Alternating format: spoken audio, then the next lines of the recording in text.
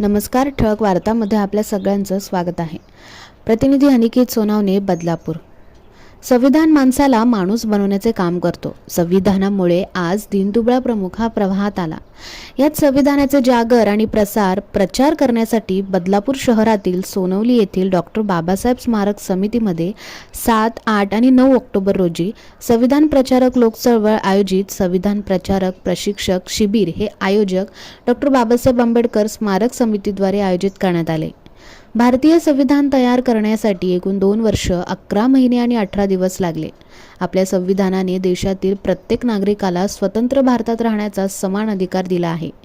पाश्चिमात्य संस्कृतीच्या युगात देशातील तरुणांमध्ये संविधानाची मूल्ये रुजवणे हा संविधान दिन साजरा करण्यामागचा एकमेव उद्देश आहे. आपल्या देशाच्या संविधानाच्या निर्मितीमध्ये डॉक्टर भीमराव आंबेडकर यांचा सर्वात महत्त्वाचा वाटा होता. या कार्यक्रमाला उपस्थित सुखदेव गायकवाड, मनोहर भालेराव, सिद्धार्थ जाधव, गोवर्धन ढोके, वंदना वाघमारे, आनंद अंबवडे, सिद्धराम गायकवाड, मनोहर जाधव, ऐश्वर्या जाधव, अपेक्षा जाधव तसेच इतर संविधानप्रेमी उपस्थित होते. 5 ऑक्टोबर 2022 रोजी प्रतिदीक्षाभूमी ओळख निर्माण झालेल्या स्मारकात या हजारो अनुयायांनी उपस्थिती लावली होती.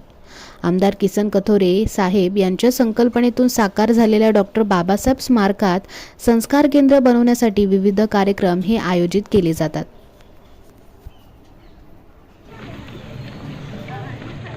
आजकाल एका घरात 2 भाऊ राहू शकत नाही, परंतु या भारतीय संविधानामध्ये 6500 भाषा, 9 पंथ असे 138 करोड जनता हे एका संविधानामध्ये बांधून ठेवले. ही ताकद आहे भारतीय संविधानाची.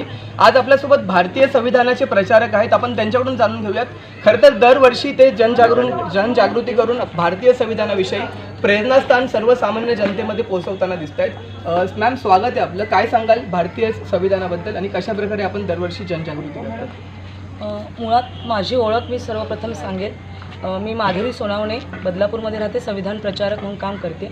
आणि संविधान प्रचारक म्हणून काम करत असताना संविधान प्रचारक लोक चळवळ ह्या चळवळीशी मी जोडली गेली आणि हे माझे सर्व साथी आहेत. ह्या चळवळीची खासियत ही आहे, ही लोक चळवळ ही पब्लिक मुवमेंट आहे, ना की कुठली संस्था संघटना आहे, ना की कुठली NGO आहे. आम्ही सर्वजण लोक चळवळ म्हणून हे सगळं काम पाहत आलेलो आहोत. आणि हे सगळं करत असताना आमची टॅगलाईन अशी आहे, भारत आणि भारतीय नागरिक घडण्याची चळवळ. आम्ही कुणाला घडवत नाही, तर घडण्याच्या प्रक्रियेपर्यंत नेऊन पोचवतो आहोत. त्याचबरोबर प्रत्येक नागरिक हा जी संविधानाने मूल्य दिलेली आहेत ती स्वतःच्या जगण्यात कशा पद्धतीने उतरवेल, अंगीकृत कशा पद्धतीने करेल, यावर आमचा सगळ्यात जास्त भर आहे. अशा प्रकारे आम्ही काम करत आहोत आत्तापर्यंत आणि यापुढे करत आहोत. खरं तर सर्वसामान्य नागरिकांमध्ये संविधानाबाबत इतका समज नाही आहे, त्याबाबत काय सांगाल? किती गरजेचं आहे संविधान येणाऱ्या काळासाठी? संविधान सुरुवातीपासूनच गरजेचं होतं, पण मधल्या काळात जी परिस्थिती आपण बघत आलेलो आहोत, एकंदर राजकीय परिस्थिती, धार्मिक परिस्थिती आणि सामाजिक परिस्थिती, ह्या सगळ्या परिस्थितीचा आढावा घेतला तर आपल्याला आत्ता खऱ्या अर्थाने सगळे जागृत झालेत संविधानावर काम करण्यासाठी. ही परिस्थिती आपल्याला सध्या दिसते. आणि ह्या सगळ्यातूनच वेगवेगळ्या प्रकारचे संविधान प्रचारक किंवा संविधान संवादक तयार झालेले आहेत.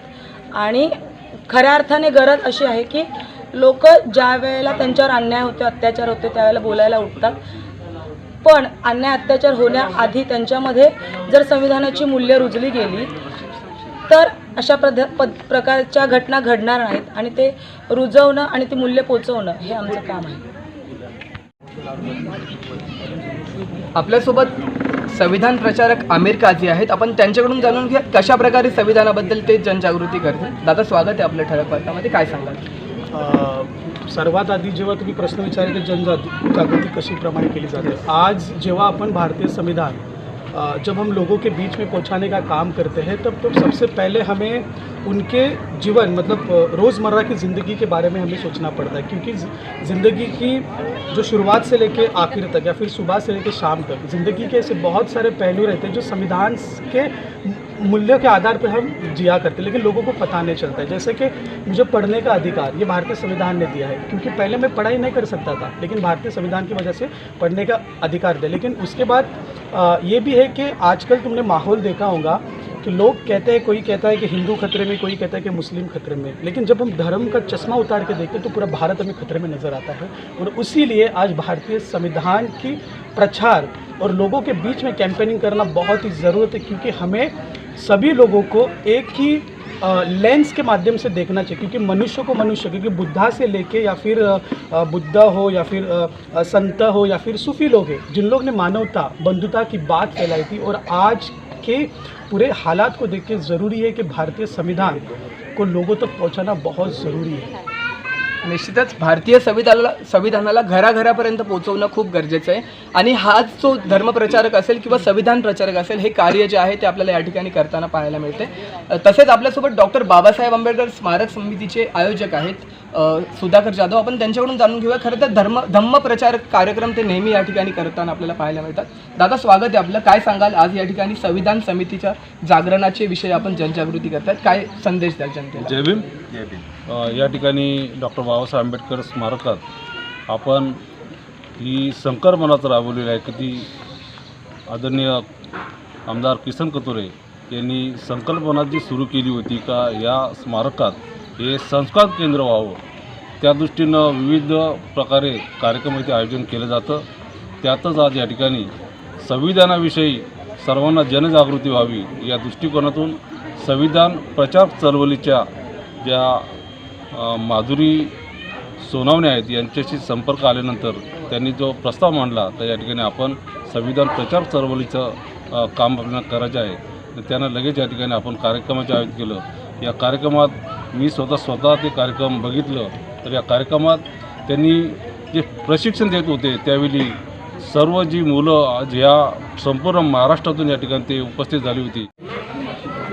तसेच सर्व बदलापुरातील नागरिकांना मी आवाहन करतो की डॉक्टर बाबासाहेब आंबेडकर स्मारकात दिनांक 22 ऑक्टोंबर ते 30 ऑक्टोंबर ह्या दरम्यान श्रामणेर पर्वताचं शिबिराचं आयोजन केलेलं आहे। या शिबिराला ज्यांना शिबिरार्थी म्हणून श्रामणेर व्हायचे त्यांनी या ठिकाणी आपली नावं नोंदवावीत।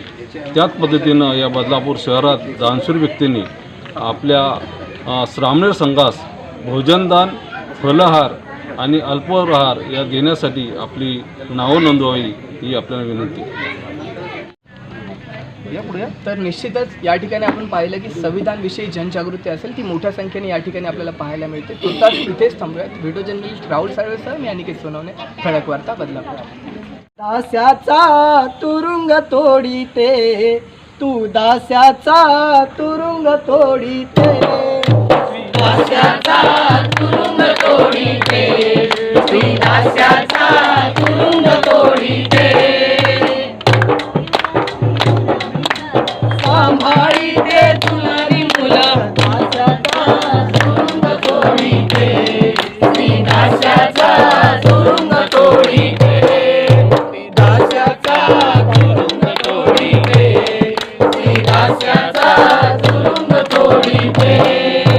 कामाला जाताना कमी मजुरी, कामाला जाताना कमी मजुरी, उशीर झाला तर धनी मजुरी, उशीर झाला तर धनी मजुरी, गरिबाची आपली सदाशी जोरी, गरिबाची आपली सदाशी जोरी, जातीपातीची खोलखोल दरी, जातीपातीची खोलखोल दरी, बदलाया